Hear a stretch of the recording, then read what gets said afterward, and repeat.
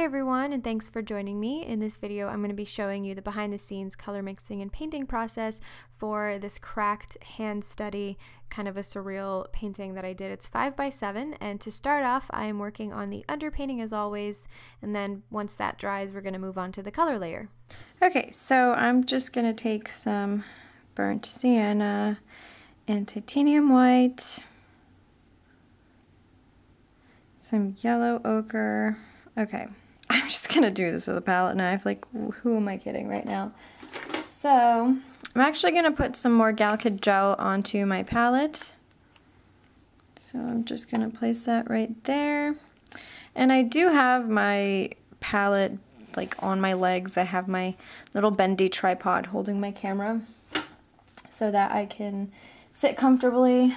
I need some titanium white. So I'm just gonna throw that on my palette. Might need more of it actually later on, but that's okay. That'll do for now. So I'm gonna dip my brush into my Galkid gel, pick up some of this color, and start applying it, although it seems a little bit dark to me actually in the part that I just put it down. So we're going to bring in some titanium white, lighten it up a bit. And I'm just painting around the cracks for now, but I will fill the cracks in later.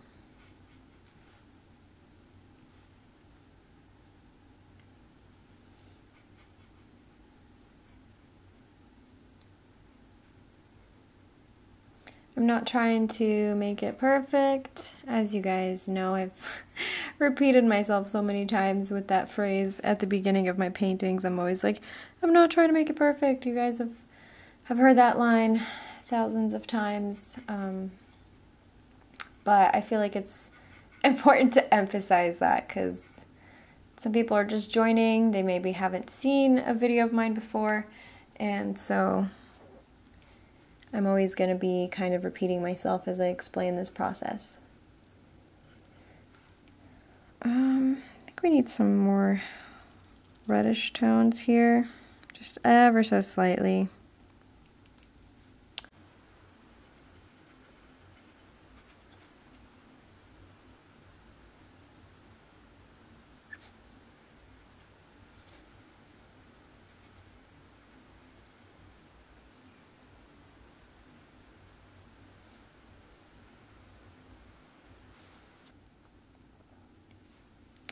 I'm going to take a little bit of the shadow color here, but I'm going to add some perylene red to it and then mix it in with that skin tone color as well.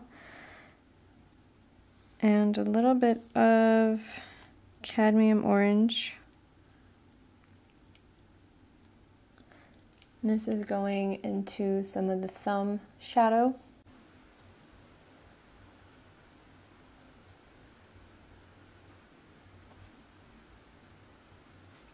Some more of that shadow tone. It's going to go on the pointer finger. And the shape of the hand, I already can tell I'm going to have to do a lot of tweaking to it. So in between the fingers, there's like a very dark line. So I'm going to take some of that shadow color, throw in some burnt sienna, some Mars black, burnt umber,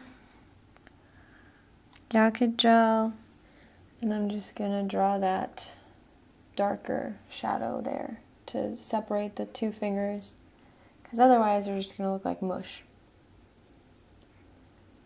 And then put some on that finger. And just kind of do the same for here.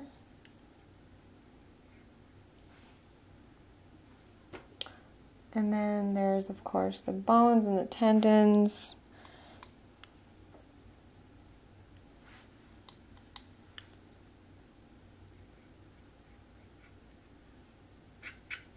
So I'm just roughly outlining the shapes Nothing's meant to be set in stone. I will definitely end up changing many things, but just to start with something so I can then move on from there and see what else I could do to it to make it more accurate, to make it better.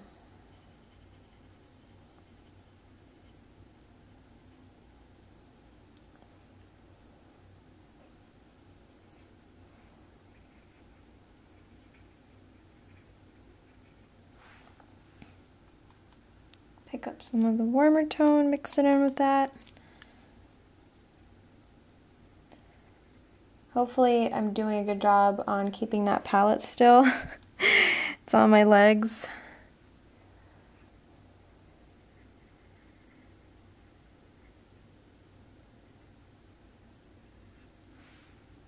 I'm going to pick up that lighter color again, put that there, maybe some more of it.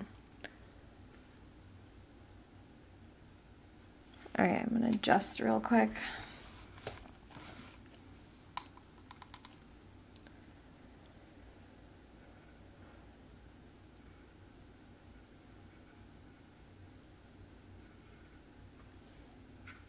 And then there's more shadow here. It's not very dark, but it is, you know, where the tendon is.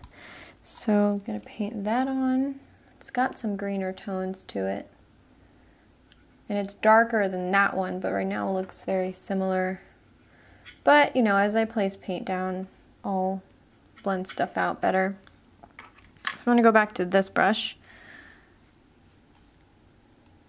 and place some more shadows down. That looks a little bit too cold of a tone, so I think I'm going to need some more burnt sienna. You guys, I go through so much burnt sienna, it's not even funny.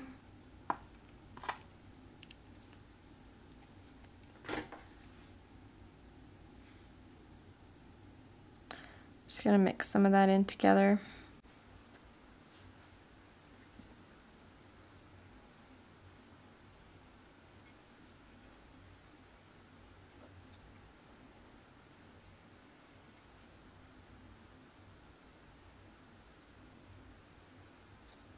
Filling that in. There's definitely a lot more warm tones on the fingers, but I'm trying not to, again, not to worry too much about getting things 100% accurate. Just get some basic shadows down, all the basic tones, the basic color blocking, and then we can work on deepening those colors and adding more dimension. I definitely painted over some of the cracks here, but that's okay. Pick up my lighter brush, smaller brush.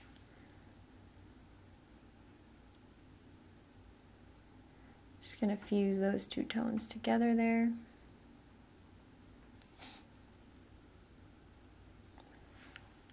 Okay. Then I'm gonna use this brush again. Make that shadow color a teeny bit lighter.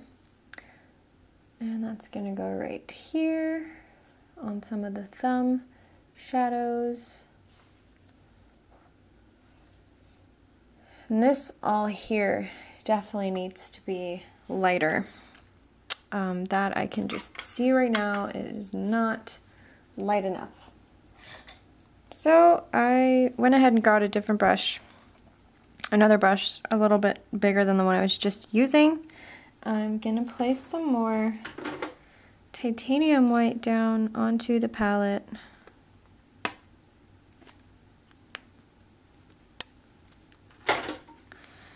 And I'm just gonna mix that in with that color. A little bit of cadmium lemon.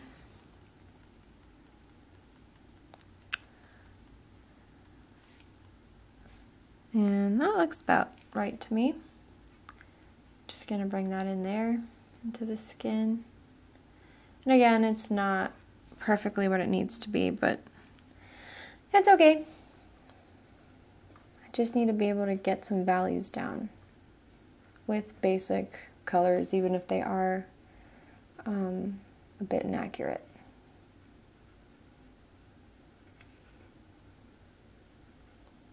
And I figure I can add in the most warm tones when it comes to the glazing. For now, we could just work with all the other tones and then really breathe life into the painting when it comes to the glazing parts. And so right now I'm almost like blending on the actual painting. Some of the shadow tone with the lighter tone.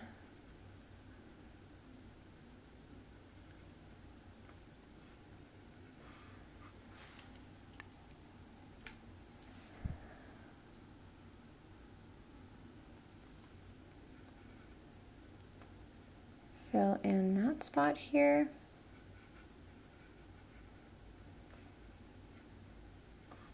Okay. Okay, so the utmost basic parts of the hand are pretty much done, I would say. I think I'm just gonna cover a few blank spots that I see. Just paint over them so there's no white peeking through. Alright, now I'm gonna work on the background. So we're gonna go back to the trusty palette knife. And this background is like a grayish green, very pretty color. I'm gonna take some cobalt green and add that to my palette. Might actually not really need the sap green now that I think about it. A little bit of titanium white, Mars black.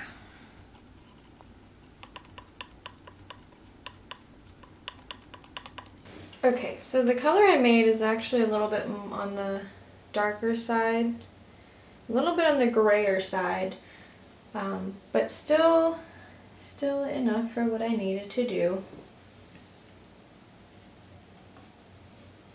Just gonna cover everything with it.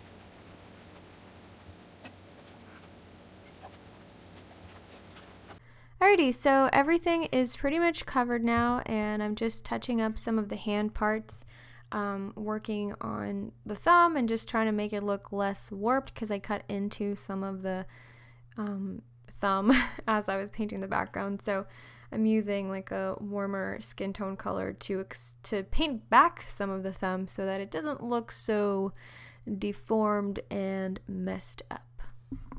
At this point, I basically considered the first color layer done, and I let it dry for a few days before continuing and moving on with the rest of the painting.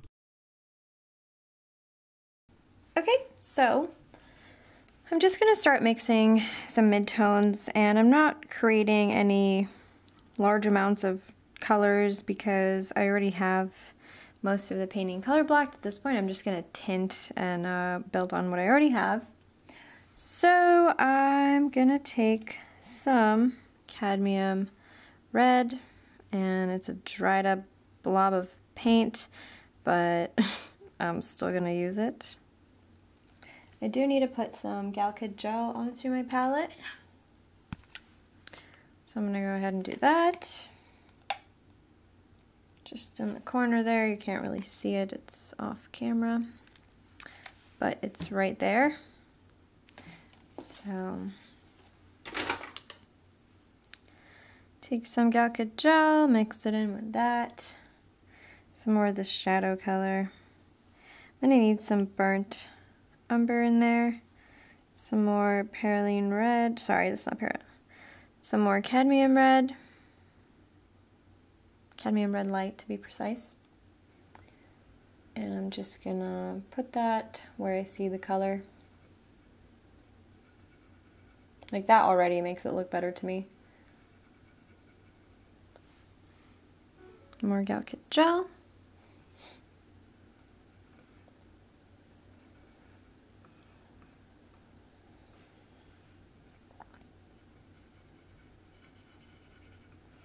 Just warming up some of these shadows here. Gonna need to put more color there.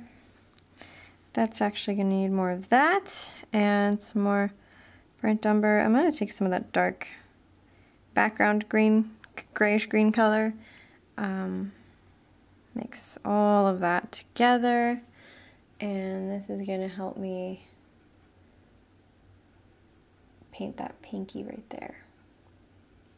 So that's a bit too dark. I'm gonna brighten it up a bit. Blend some more of those colors together.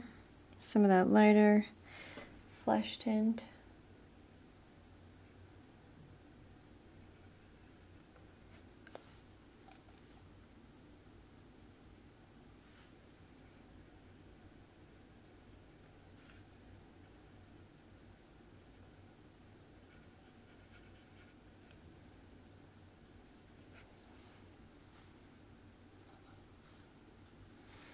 Some more burnt umber, burnt sienna, a little bit more of that green.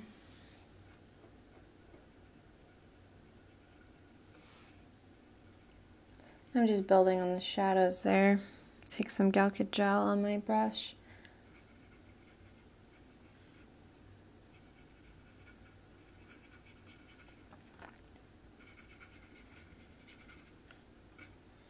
Those are actually a little bit too warm, so pick up some of that green color. I might actually need some purple. So let's see, I'm gonna find some dioxazine purple. All right, I'm gonna take some dioxazine purple and put that on my palette, because I'm seeing some purples here. I also need to wipe down my laptop screen because it's got like all sorts of crap on it. But just gonna take that purple and ever so slightly add it to my shadow tone with some of the greens.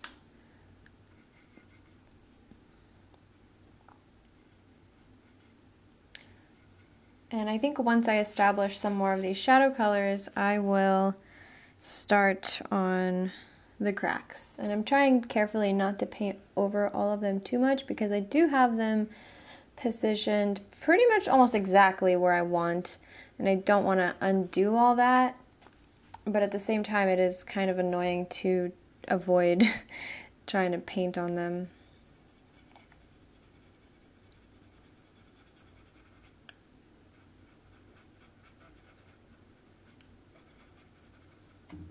Take some more Galkit gel.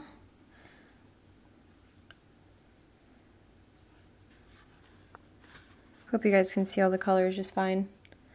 And I'm doing my best to keep my legs still. This is the most comfortable way for me to paint and film a Patreon video at the same time. So hopefully that is working out for you guys and you're able to see everything just fine. Let me know your feedback. Do you like it when I'm holding the camera as I'm painting, or do you prefer the palette to be above, or do you prefer the camera to be like above the palette and then splice the clips together with the painting footage? I feel like this is a better way to do it just because it's all together. You can see the palette right next to the painting. I might get like a little table here so that I don't have to hold it on my knees, but I usually hold my palette on my knees when I'm painting, or like it's on my legs, so I don't know. It is how I paint. It's how I'm more comfortable.